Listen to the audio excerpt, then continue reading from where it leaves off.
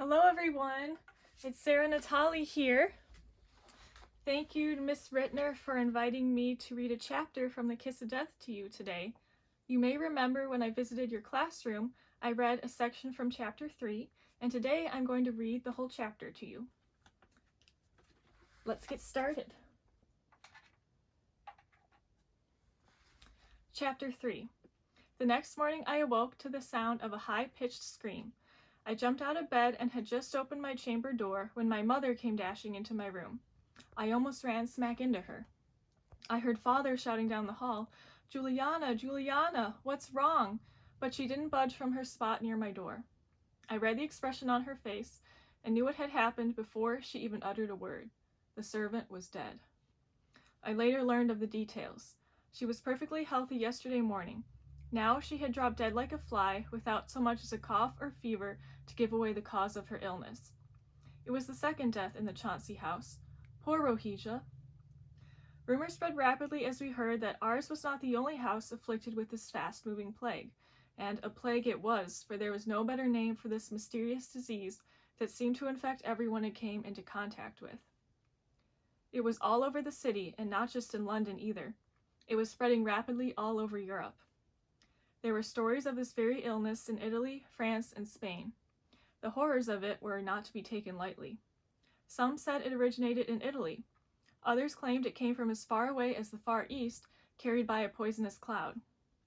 Soon, all social gatherings were canceled, including Sunday service, since large gatherings of persons in compact spaces pose a threat to the citizens' health, as per the words of the Alderman of London in his speech on Wednesday. Carrie and Joseph were not all that upset at this development, but I felt a certain sadness at seeing St. Paul's Cathedral close its doors to the people. It was as though a part of me became closed with it, and I couldn't shake the odd sense of doom that seemed to seep into my veins as the enormity of the situation washed over me. The closing of churches had the ability of making this catastrophe very real in a way that nothing else could. If you didn't have your connection to God, you had nothing, and I felt very unsteady. Could it be that God was punishing us lowly sinners with a strange, evil disease? I guess I shouldn't have been surprised when my brother Joseph took sick next. The disease was everywhere, and it was inevitable that it would reach our house again, seeing as our manor was already exposed due to the deaths of both our cook and our highest servant. The two women had most likely died of the disease. The doctors said it was safe to assume that any sudden death after the 1st of November was due to this mysterious plague. This statement was meant to encourage extra awareness and precaution against the disease so we could halt its spread, though that gave me no more comfort than saying that Cook really had died of influenza after all. In an odd, sick, twisted way, I thought I would feel better if it had been influenza. It was an atrocity, all of it. I felt like I would lose my mind if I stayed in that house another minute. So when Mother gave me orders to fetch the doctor, I gladly obliged. The rush of fresh air would do me some good, she had said.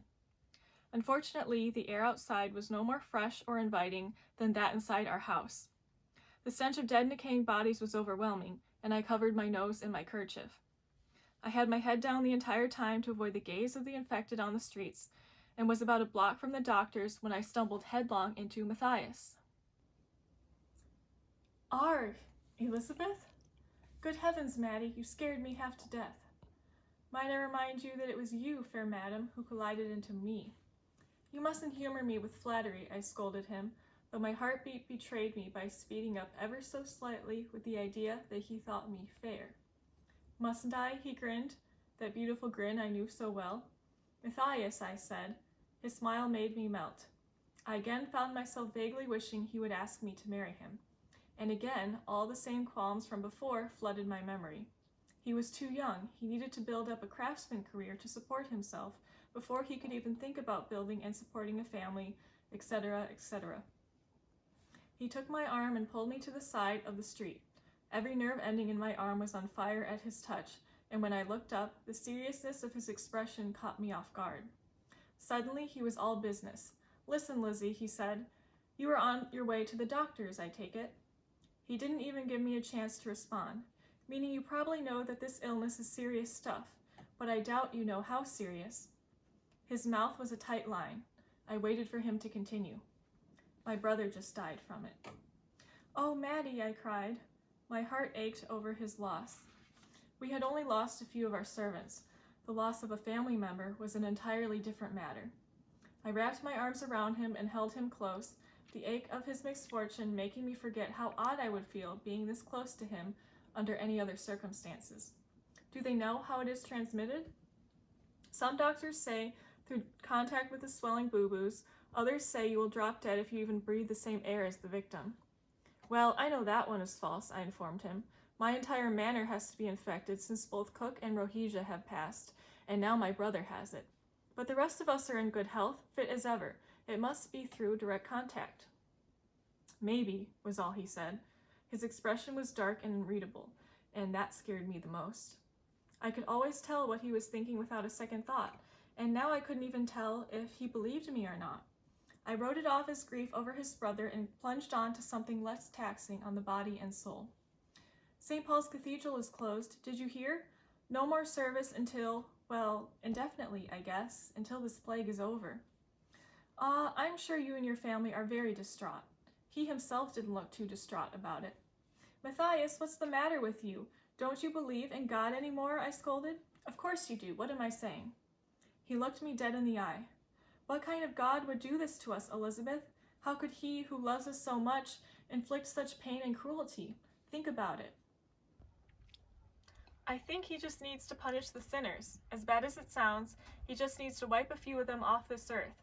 Kind of like Noah and the ark. I think it's the same concept. But everyone is getting it. Everyone is being punished. Everyone's a sinner. His green eyes bore into mine, searching my soul, testing me. Well, technically everyone is a sinner. Even the pastors admit as much. I could tell immediately afterward that this was not the response he wanted.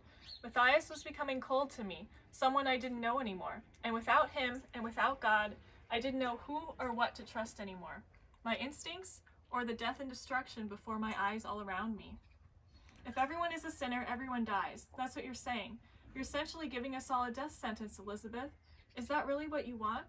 You're saying the entire world has to be cleansed? Until when? Until there's no one left? Maybe it just needs to be cleansed of people like you, disbelievers. It was out of my mouth before I could rephrase it. I couldn't take it back. I felt pity on him, sure, that suffering could make him turn away from God like that, but there was no excuse for my words. I saw the fear and hurt in his eyes, fear of the disease, of his brother's death, of God, and hurt from me and God alike. Guilt immediately sunk into my bones. I wished to God I could take it all back. But Matthias, the strong man that he was, didn't let it show how hard my words had hit him. Elizabeth, he said simply, I don't want to argue. Whatever your religious views, I know that in this time of need, we need to stick together. We need each other. A silence passed between us, and in that silence it was neither awkward nor strained. I knew I was forgiven, just like that. Have you heard the stories? I inquired, hoping to create a brighter mood. I saw his eyes lighten with interest. Thank goodness my old Matthias was back. You know, about a poisonous cloud come to kill us all, or some such thing? The cloud from the Far East, of course, he said, and immediately slipped into story mode, something he was amazing at. The story goes that there was a horrible war between the sea and the sun in the Indian Ocean a couple years ago, and in rebellion, the waters of the ocean were pulled up into the sky in a cloud of vapor. The vapor contained dead and rotting fish, causing a stench so bad, people died at its scent. The sun could not consume this terrible vapor, nor could the vapor fall back to the earth as rain, so it continues to drift over the ocean, causing illness and suffering to all the ships and sailors it meets. Hence the infected ships in Italy, who first brought this plague to Europe. Is it true? I whispered.